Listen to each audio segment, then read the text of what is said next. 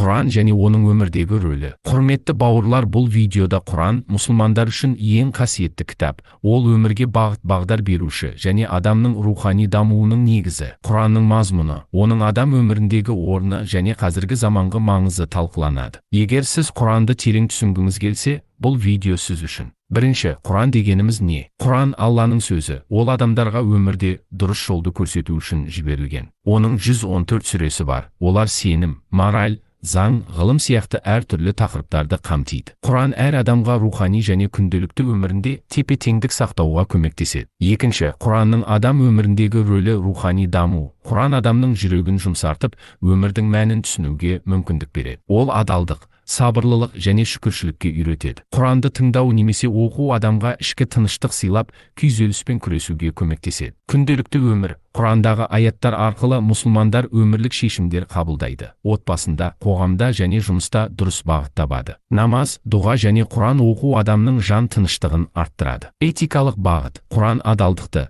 әділдікті және мейірімділікті насихаттайды. Бұл қасиеттер адам қарым-қатынастарын жақсартып, қоғамды нығайтады. Үшіншіден, Құранның жастарға әсері. Құран жастарды білім алуға және дұрыс өмір сүруге ынталандырады. Білетіндер мен білмейтіндер тең бола ма деген аят білімнің маңыздылығын көрсетеді. Жастар Құран арқылы өз мақсаттарын анықтап, қиындықтарды жеңу үшін рухани күш алады. Заманауи мәселелерге жауап беру үшін жастар Құранға жүгініп, өз өмірінде тепе-теңдік сақтайды. Төртіншіден, қоғамдағы рөлі әлеуметтік әділдік. Құран әділдік пен теңдікті насихаттайды. Ол қоғамда бейбітшілік пен ынтымақ орнатуға шақырады. Мысалы, мұқтаж адамдарға көмектесу, жетімдерді қорғау және әлсіздерге қолдау көрсету. Бұл Құранның маңызды қағидалары. Отбасы. Құран отбасын мықты құндылықтарға негіздейді. Неке, ата-анаға құрмет және балаларды дұрыс тәрбиелеу сияқты қағидалар Құранда айқын көрсетілген. Қоғамдық тәртіп. Құрандағы ережелер қоғамдық тәртіпті сақтауға көмектеседі. Мысалы, өтірік айтпау, ұрлық жасамау және адал еңбек ету сияқты ұстанымдар. Бесіншіден, Құран және заманауи ғылым. Құранда көптеген ғылыми фактілер бар. Ол адамзатты білім іздеуге және әлемді зерттеуге шақырады. Мысалы,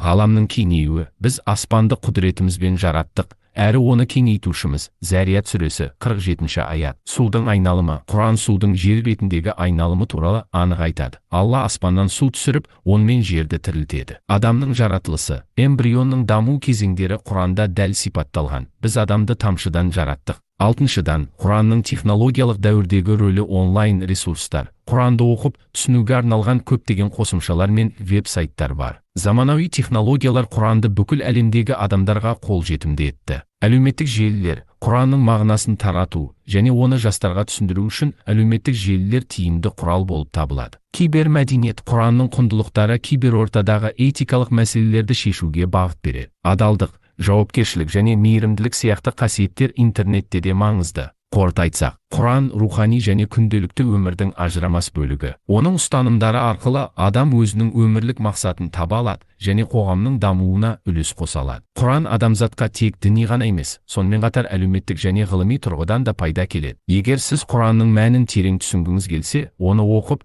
өміріңізге қолданыңыз. Бұл сіздің өміріңізді толықтай өзгертетін ең маңызды қадамдардың бірі болуы мүмкін. Егер бұл видео сізге пайдалы болса, оны достарыңызбен бөлісіп, ислам туралы түсінігіңізді тереңдету үшін жаңа видеоларды жіберіп алмаңыз.